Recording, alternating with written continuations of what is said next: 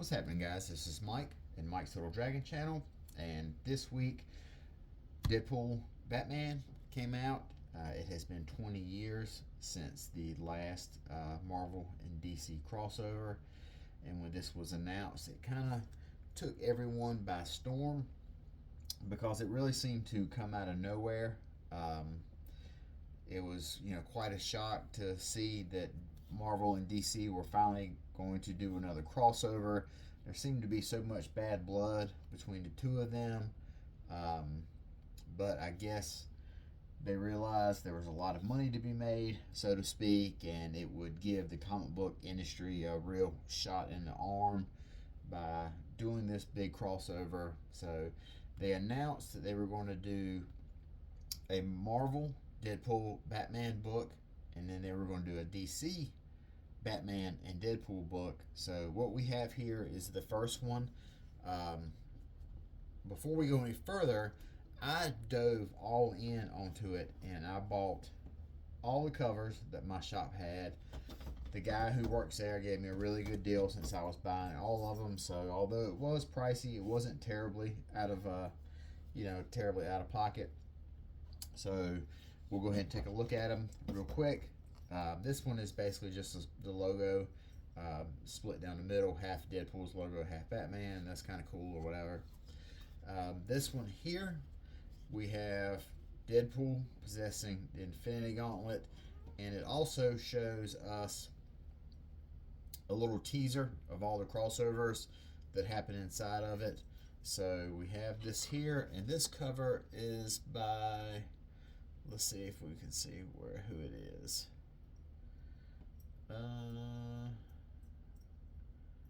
I don't know who this one is right off the top of my head. It's got it here. Let's see if we can find it real quick. Let's see. Mario Cheto, Bagley,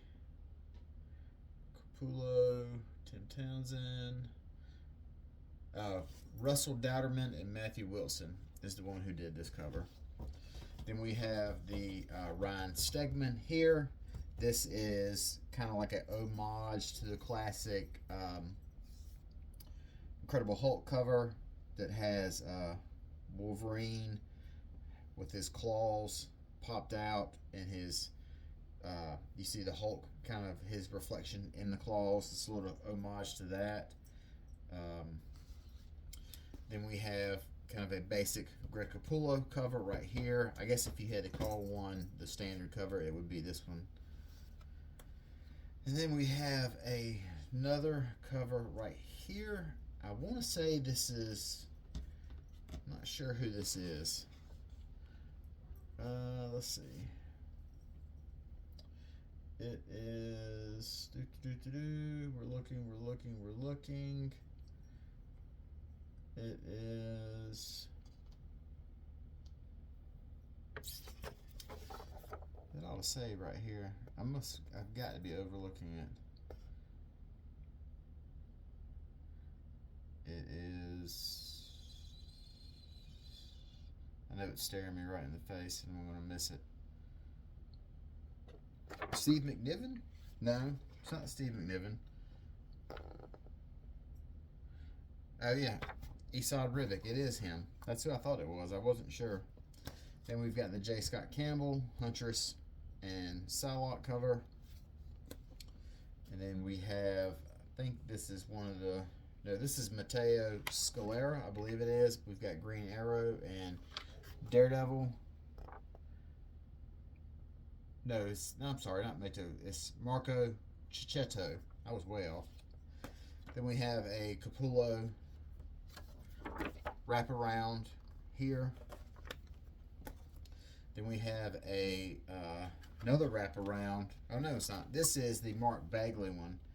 This is a Mark Bagley Batman Deadpool Joker foil cover.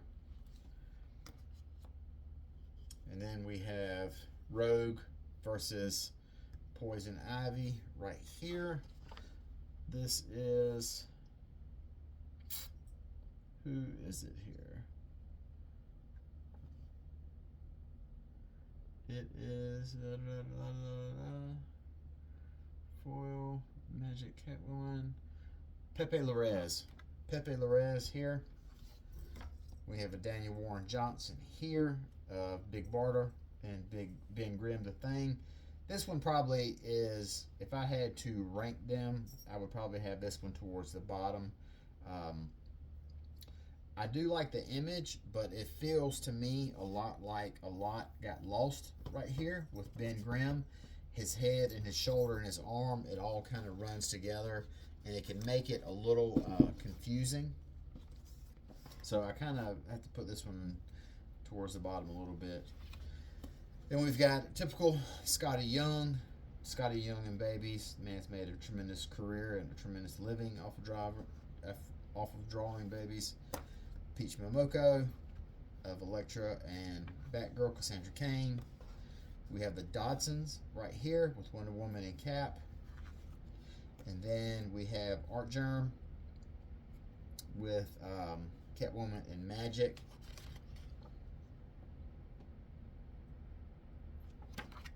So that is all the covers I picked up. There are a couple more that are out there that are like convention variants or what have you, or store only variants, but for all intents and purposes I'll be set with these here. So we'll take a look now at the inside of the story. The creative team for this book is Zeb Wells and Greg Capullo. I know there was a lot of kind of outrage when they announced that Zeb Wells was going to be doing the story for this. A lot of people wanted Marvel to have a better, someone more acclaimed as a writer on this book. But for that, the only thing I'll say about that is, from everything I've heard from creators that have worked on cross company promotional books, the story in itself is secondary to having the characters interact. You know, I remember Kurt Busiek saying in regards to the Justice League Avengers story that he wrote with George Perez, is that these concepts, these cross promotional concepts, they could fall apart very easily under magnifying glass. It's very hard to come up with a type of villain that could conceivably give both heroes that kind of trouble, you know.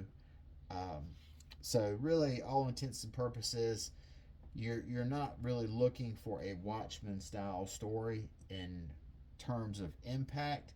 You're just looking, you know, it's just like a popcorn movie.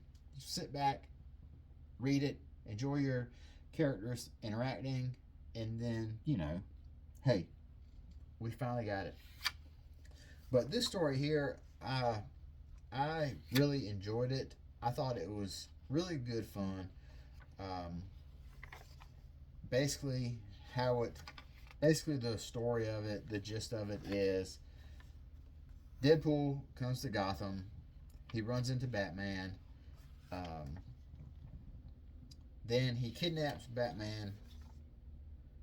See, it's like Joker. The Joker hires Deadpool to take out Batman, and so that is how they end up getting.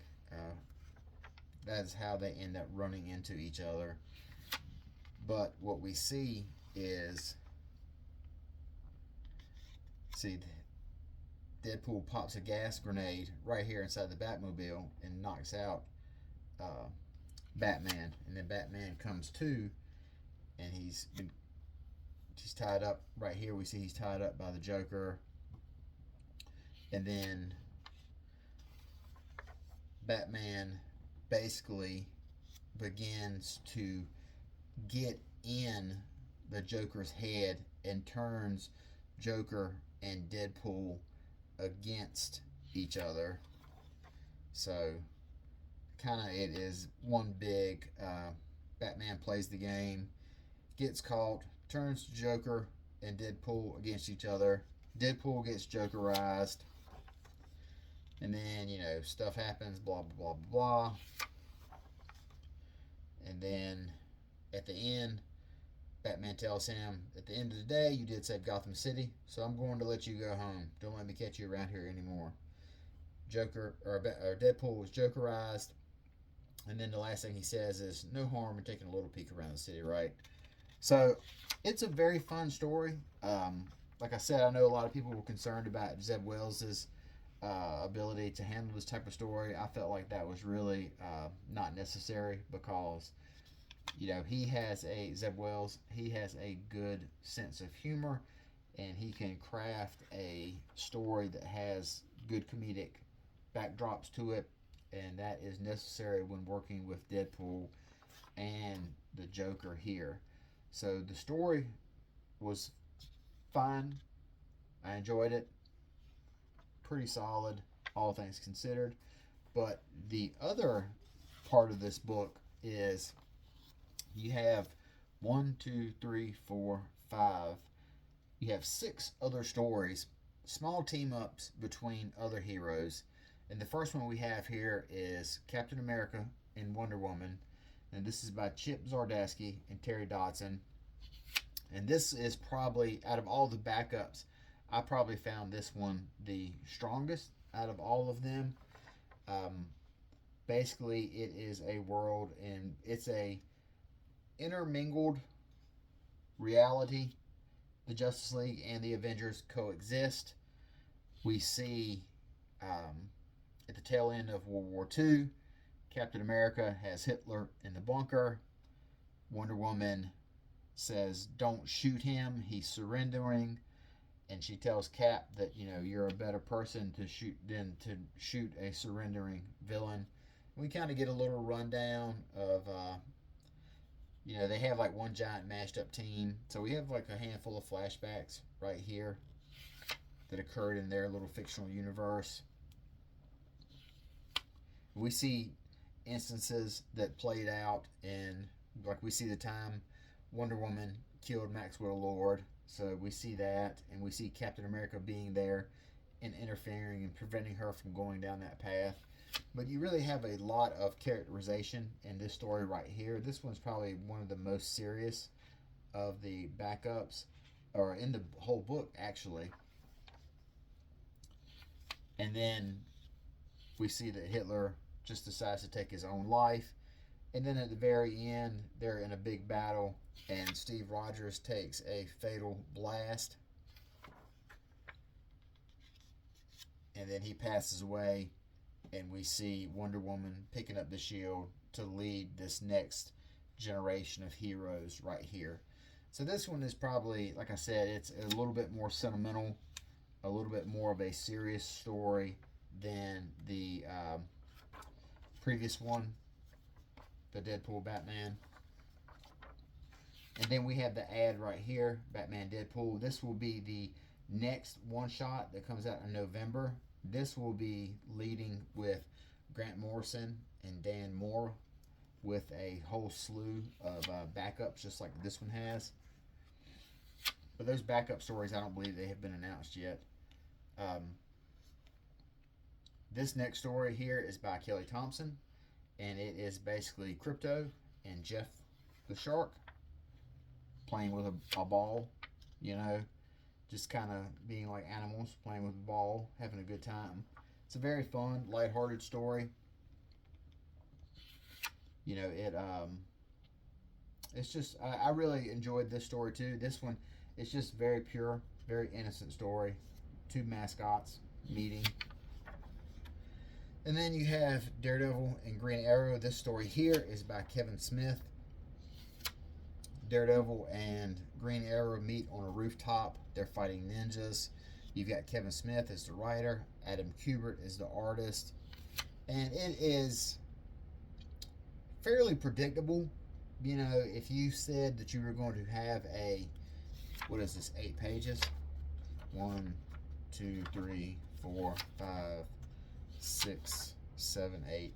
If you told somebody you were going to have an 8-page story with Daredevil and Green Arrow, this is probably what it would come up to. It's a very solid story, but nothing out of the ordinary, nothing groundbreaking. Then we have this little the two-page story right here about Al Ewing. Rocket Raccoon gets a Green Lantern ring, and that goes about as well as can be expected. There's another little fun, silly story. Then you have Frank Miller, who writes Old Man Batman and Old Man Logan. And it's, 1, 2, 3, 4, 5, 6, 7, 8, 9. It's 9 panels over 3 pages. It is, it's another story that doesn't have a whole lot of depth to it. It is kind of a one-trick pony right here. Frank Miller does his. He is the writer, penciler, inker on this story. Working with 2 characters that he's best known for. His work on the Wolverine miniseries, and then his work on Batman, Dark Knight Returns, and Batman Year One. And this one is kind of, I would say it is in the middle of the pack. It's nothing to write home about. But the art is probably what has most people talking. Frank Miller, some of his artwork, it can be very jarring for people who just know him from his Year One and his Daredevil stuff. Those days are long gone, and his style doesn't look like that anymore. It's a lot more rougher. So we have that, and then at the very end of it, we are introduced to Logo. This is a new amalgam style character that was created by Ryan North, and the artwork is by Ryan Stegman. And so I don't know if this is a teaser that they are going to do more amalgam stuff, because there are references to other amalgam characters in there, like Super Soldier, and then he's beating or killing Iron Lantern right here at the beginning. So I'm not sure if they plan on doing more of that or not, but you do get the end ? So that is a look at Deadpool Batman. It's fun. It's a fun book. I can't sit here and say that it's not. However, if you are expecting some sort of groundbreaking story, then you're not going to get that. It is, like I said before, it's just basically your characters meet, they have an adventure, and then the story's over. The one thing that I did find surprising about this book is, I found it surprising that it was only $6.99. That was, I didn't expect that at all. And I thought, but the reason I did not expect that is because I thought it would be a bigger book. I thought it would be like a giant-sized book, because I feel like these backup stories deserve more pages. I feel like Captain America and Wonder Woman, that could have been its own story. Daredevil and Green Arrow could have been its own story. So that is why I expected. Now, Rocket Raccoon, Batman, and Old Man Logan, obviously those are just one-trick ponies. You're not going to give 30 or 40 pages to something like that. Like Jeff and Crypto, that story we got by them is fun, and it got the amount of pages that it needed. It didn't need more than that. But Captain America and Wonder Woman, you could have given me a whole book of this, and I think it would have been really good. So that is what kind of surprised me. But that is Deadpool and Batman. All in all, if you're a comic book fan, you've got to pick this up. You don't have to pick up every copy like I did, per se, but at least pick up one copy. The copy that's got your favorite characters on the cover.